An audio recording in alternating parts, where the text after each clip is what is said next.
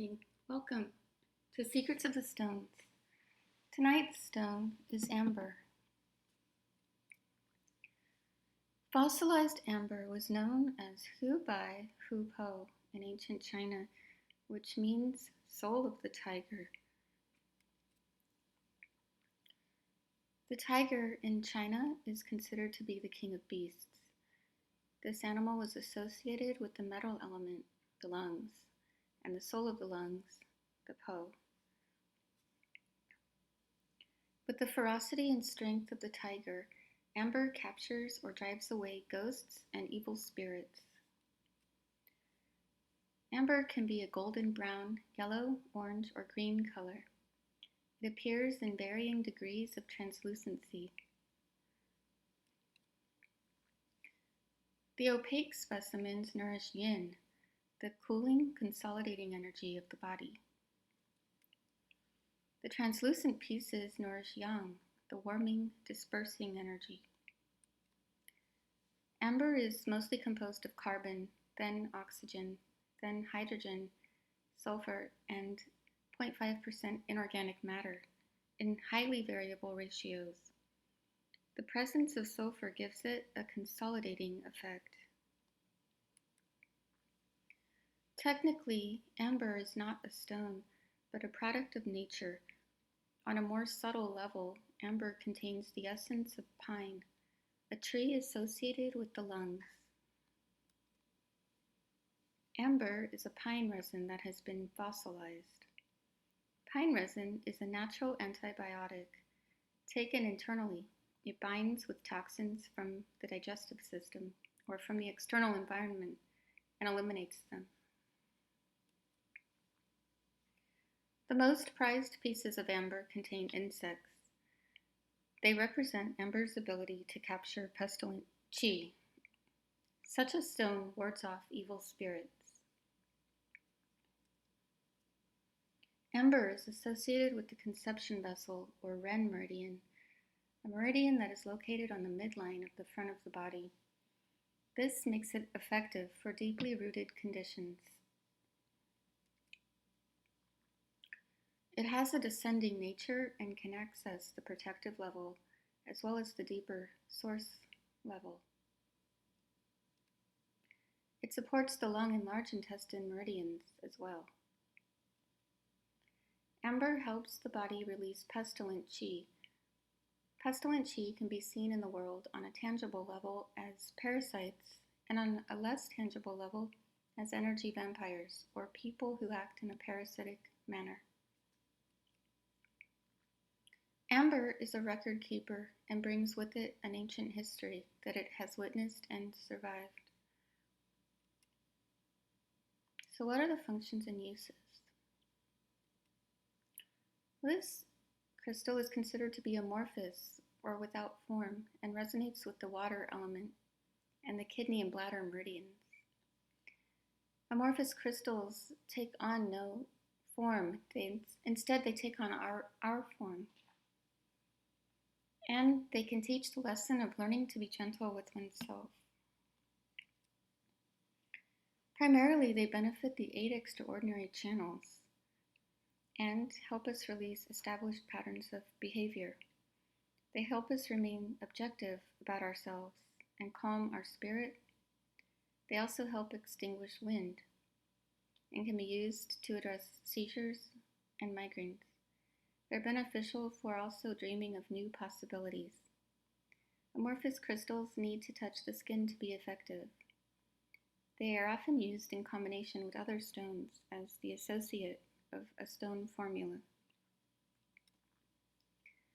Here are the 8 extraordinary meridians. Amber resonates with the Ren meridian, pictured second to the left. Amber calms the spirit and stabilizes the will. It relaxes the sympathetic nervous system and is indicated for childhood fright, nightmares, seizures, and colicky or teething children. It invigorates the blood and breaks up static blood that has contaminated the kidneys, such as with fear, and excretes it through the urinary bladder. It is indicated for yin stasis and emotional stagnation that is caused by past events which have not been resolved. Amber expels phlegm and opens up the sensory portals. It is indicated for swellings, especially in the throat. It treats diminished sensory acuity caused by habitual emotional patterns.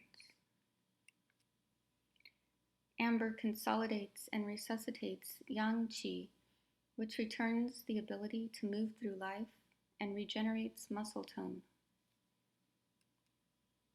It is beneficial for those suffering from infestations that have affected the sinews, such as in atrophy syndrome and multiple sclerosis. It is beneficial for relieving nervousness, as well as the neurological signs and symptoms of Parkinson's and Alzheimer's disease. Amber directs the lung qi downward and breaks up qi and blood stagnation in the lower regions of the body. It warms the lower body and is beneficial for those suffering from asthma, painful menstruation, fibroids, uterine cysts, urinary tract infections caused by stress, prostatitis, and testicular pain. Because it is a record keeper, amber can rectify an inherited predisposition to disease. It is indicated for congenital or constitutional diseases that run in the family.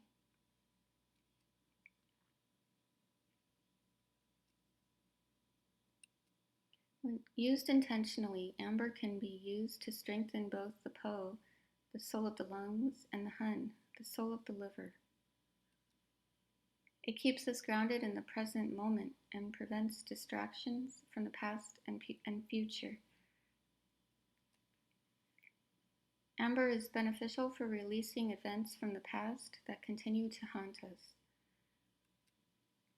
Meditating with the stone before bed will promote dreams that help us understand ourselves and release unresolved issues. Supporting clairvoyance, amber allows us to see into the past in order to discover the root of the emotions that haunt us, especially when they are associated with past incarnations. Amber strengthens the solar plexus and throat chakras, pictured in yellow and blue. It is beneficial for those wishing to cultivate a career in divination. It wards off negativity and can help us overcome difficult situations. So, what are the practical applications? Amber can be rubbed on the gums of children that are teething. It has a calming effect. Amber contains a pain reliever called succinic acid, an anti-inflammatory agent that targets gum inflammation, the primary source of pain in teething babies. Grind amber into a powder and mix it into skin preparations to eliminate toxins from blemished skin. Create a poultice with powdered amber and a petroleum jelly or egg white medium and apply it on the neck to treat goiter, on the navel to promote menstruation or break up uterine fibroids, or over the scrotum to treat prostatitis, testicular pain, and genital swellings.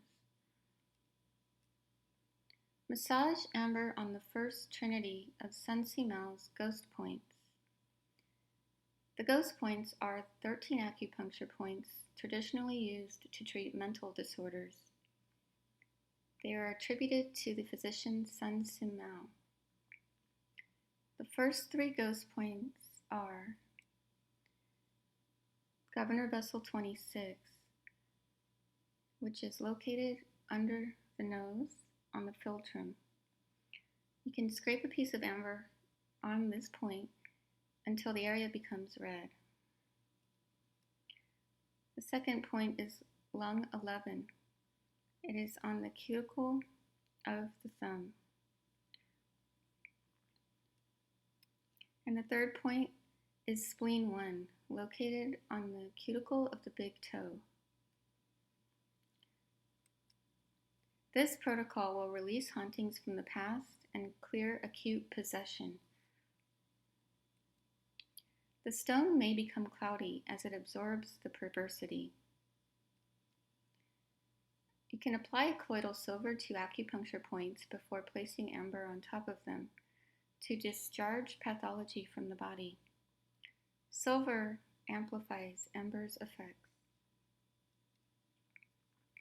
Massage, place, or tape amber onto the navel to promote diuresis or to treat painful urination, urinary tract infections, testicular pain, swellings in the lower regions, or parasites. Amber can be placed on the navel and warmed with moxibustion to treat wheezing. If you are using heat, do not apply tape because heat and tape do not work well together. To release the residual effects of an infection or fever, massage, place, or tape amber on the following acupuncture points. Liver 5, located 1 hand's width above the prominence of the inner ankle bone. Large intestine 7, located 1 hand's width above the crease of the wrist, pictured in red, as you can see. Gallbladder 36, located 1 hand's width and 2 thumbs' width above the outer prominence of the lateral malleolus or the ankle bone, and slightly to the left of the bone.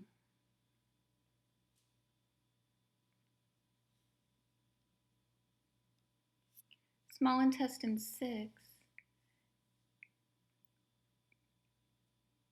pictured here on the pinky side, on the lateral side of the tendon.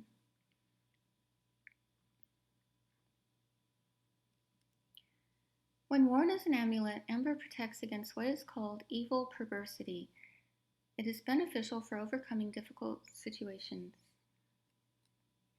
Historically, amber was given to children to prevent nightmares.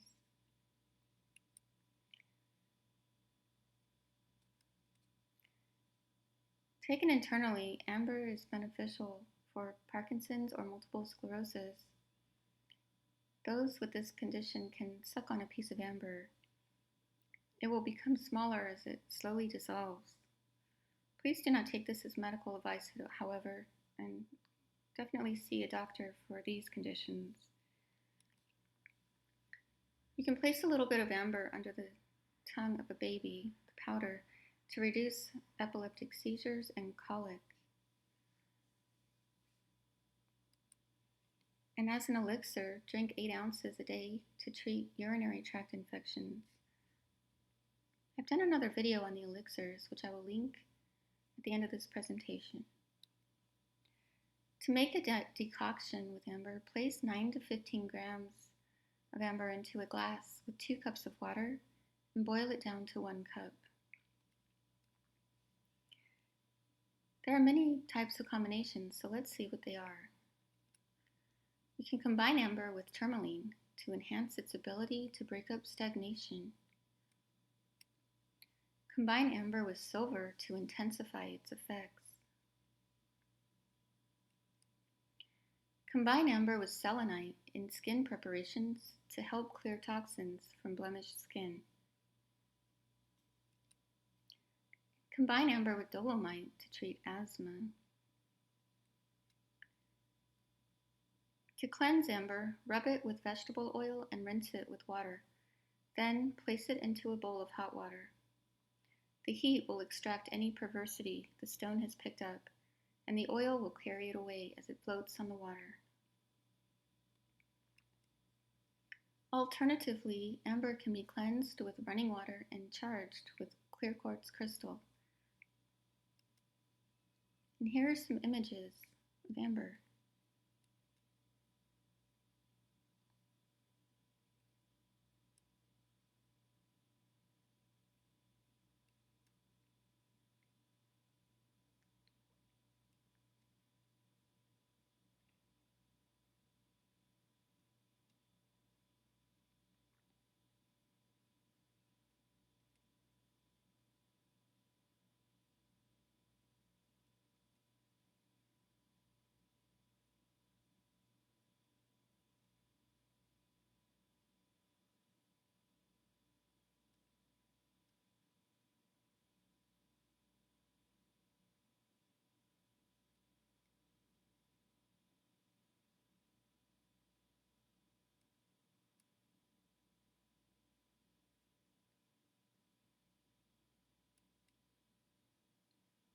Well, thank you for joining me tonight on Secrets of the Stones.